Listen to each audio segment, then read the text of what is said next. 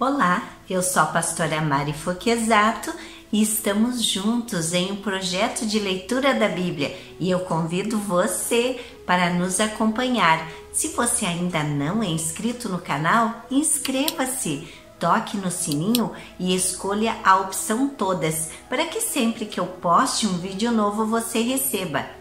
Deixe o seu joinha, o seu ok, porque isso é muito importante para o crescimento do canal. E se você quiser deixar um comentário e compartilhar esse vídeo, eu agradeço muito. Vamos iniciar a leitura de hoje? Vamos iniciar a leitura de mais um livro da Bíblia, 2 Pedro. Vou falar um pouquinho sobre esse livro.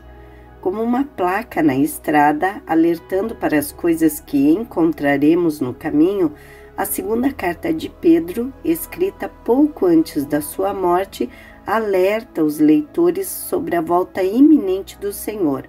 À luz da volta de Cristo, Pedro chama a atenção das pessoas sobre a importância de viver de uma maneira que glorifique o Senhor.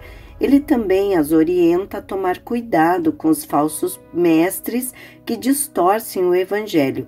Esses obreiros do mal receberão o castigo apropriado quando Deus voltar. Pedro orienta os leitores a não prestar atenção aos escarnecedores que procuram colocar dúvida na mente dos cristãos no que concerne à volta do Senhor. 2 Pedro, capítulo 1. Simão Pedro, servo e apóstolo de Jesus Cristo, aqueles que, mediante a justiça do nosso Deus e Salvador Jesus Cristo, receberam conosco uma fé igualmente valiosa. Graça e paz lhes sejam multiplicadas pelo pleno conhecimento de Deus e de Jesus, o nosso Senhor, a certeza de nossa vocação e eleição. Seu divino poder nos deu tudo de que necessitamos para a vida e para a piedade, por meio do pleno conhecimento daquele que nos chamou para a sua própria glória e virtude. Dessa maneira, Ele nos deu as suas grandiosas e preciosas promessas, para que por elas vocês se tornassem participantes da natureza divina e fugissem da corrupção que há no mundo, causada pela cobiça. Por isso mesmo, empenhem-se para acrescentar à sua fé a virtude o conhecimento, e ao conhecimento o domínio próprio, e ao domínio próprio a perseverança, a piedade, e a piedade a fraternidade, e a fraternidade o amor. Porque se essas qualidades existirem e estiverem crescendo em sua vida, elas impedirão que vocês, no pleno conhecimento de nosso Senhor Jesus Cristo, sejam inoperantes e improdutivos. Todavia, se alguém não as tem, está cego, só vê o que está perto, esquecendo-se da purificação dos seus antigos pecados. Portanto, irmãos, empenhem-se ainda mais para consolidar o chamado e a eleição de vocês, pois se agirem dessa forma, jamais tropeçarão, e assim vocês estarão ricamente providos quando entrarem no reino eterno de nosso Senhor e Salvador Jesus Cristo. A glória de Cristo e a firmeza das Escrituras. Por isso, sempre terei o cuidado de lembrar-lhes estas coisas, se bem que vocês já as sabem e estão solidamente firmados na verdade que receberam. Considero importante, enquanto estiver no tabernáculo deste corpo, despertar a memória de vocês, porque sei que em breve deixarei este tabernáculo, como o nosso Senhor Jesus Cristo já me revelou. Eu me empenharei para que também depois da minha partida, vocês sejam sempre capazes de lembrar-se dessas coisas. De fato, não seguimos fábulas engenhosamente inventadas, quando lhes falamos a respeito do poder e da vinda do nosso Senhor Jesus Cristo. Ao contrário, nós fomos testemunhas oculares da sua majestade. Ele recebeu honra e glória da parte de Deus Pai, quando da suprema glória lhe foi dirigida a voz que disse: Este é o meu Filho amado, em quem me agrado. Nós mesmos ouvimos essa voz vinda dos céus quando estávamos com ele no Monte Santo. Assim, temos ainda mais firme a palavra dos profetas, e vocês farão bem se a ela prestarem atenção, como a uma candeia que brilha em lugar escuro, até que o dia clareie e a estrela d'alva nasça no coração de vocês. Antes de mais nada, saibam que nenhuma profecia da Escritura provém de interpretação pessoal, pois jamais a profecia teve origem na vontade humana, mas homens falaram da parte de Deus, impelidos pelo Espírito Santo. 2 Pedro capítulo 2, os falsos mestres e a sua destruição. No passado surgiram falsos profetas no meio do povo, como também surgirão entre vocês falsos mestres. Estes introduzirão secretamente heresias destruidoras, chegando a negar o soberano que os resgatou, trazendo sobre si mesmos repentina destruição. Muitos seguirão os caminhos vergonhosos desses homens, e por causa deles será difamado o caminho da verdade. Em sua cobiça, tais mestres os explorarão com histórias que inventaram. Há muito tempo a sua condenação paira sobre eles, e a sua destruição não tarda. Pois Deus não poupou os anjos que pecaram, mas os lançou no inferno, prendendo-os em abismos tenebrosos, a fim de serem reservados para juízo. Ele não poupou o mundo antigo quando trouxe o dilúvio sobre aquele povo ímpio, mas preservou Noé, pregador da justiça, e mais 7 pessoas. Também condenou as cidades de Sodoma e Gomorra, reduzindo-as a cinza, tornando-as exemplo do que acontecerá aos ímpios.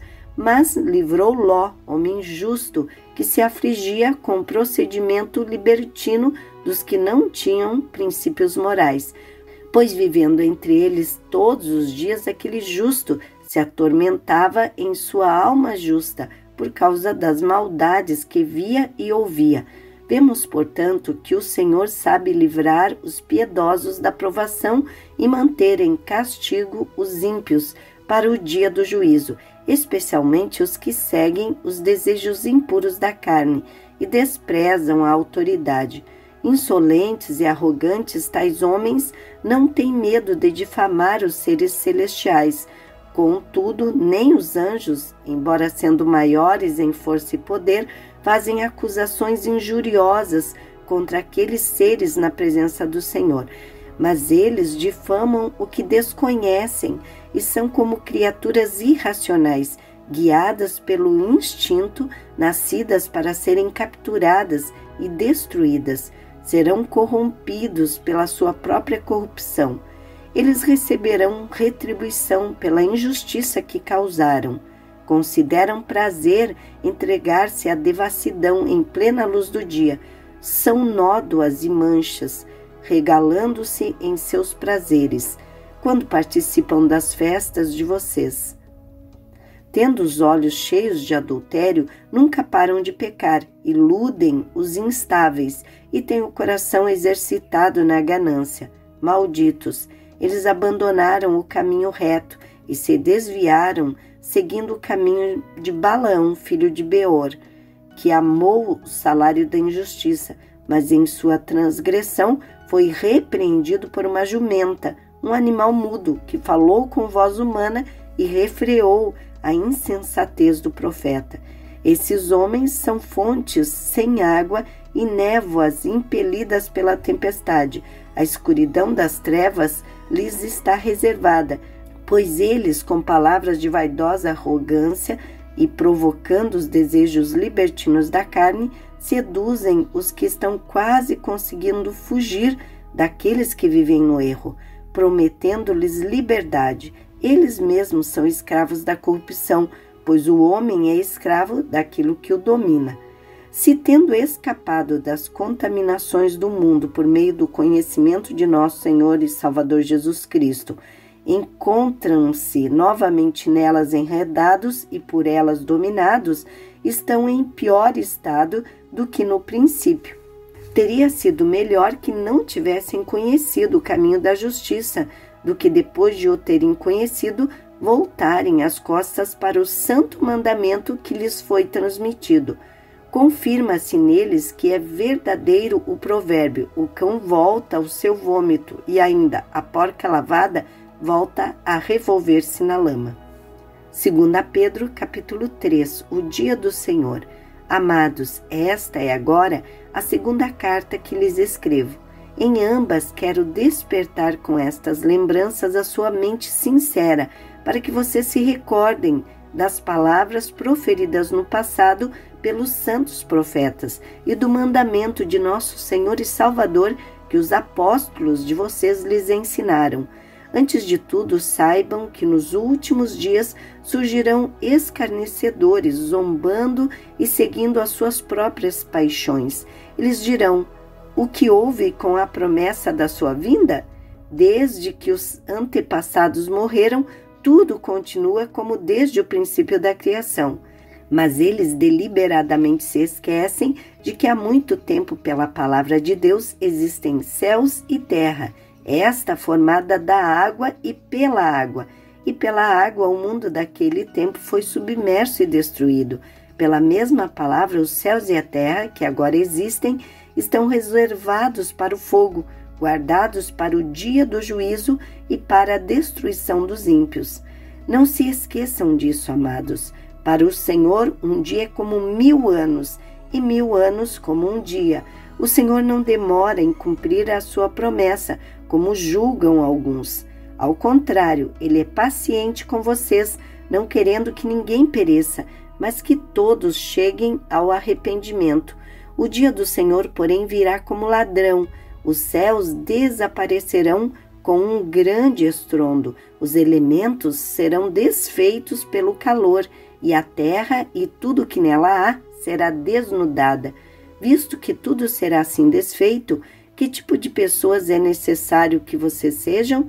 Vivam de maneira santa e piedosa, esperando o dia de Deus e apressando a sua vinda. Naquele dia os céus serão desfeitos pelo fogo e os elementos se derreterão pelo calor. Todavia, de acordo com a sua promessa, esperamos novos céus e nova terra, onde habita a justiça. Portanto, amados, enquanto esperam estas coisas, empenhem-se para serem encontrados por Ele em paz, imaculados e inculpáveis. Tenham em mente que a paciência do nosso Senhor significa salvação, como também o nosso amado irmão Paulo lhes escreveu, com a sabedoria que Deus lhe deu. Ele escreve da mesma forma em todas as cartas, falando nelas destes assuntos. Suas cartas contêm algumas coisas difíceis de entender, as quais os ignorantes e instáveis torcem, como também o fazem com as demais escrituras para a própria destruição deles. Portanto, amados, sabendo disso, guardem-se para que não sejam levados pelo erro dos que não têm princípios morais, nem percam a sua firmeza e caiam. Cresçam, porém, na graça e no conhecimento de nosso Senhor e Salvador Jesus Cristo. A Ele seja a glória, agora e para sempre. Amém. Terminamos a leitura de mais um livro da Bíblia. 61 livros lidos até agora. Restam apenas 5. Terminamos aqui a leitura de hoje e eu agradeço a você que ficou até o final desse vídeo. Tenha um dia vitorioso. Deus abençoe sua vida.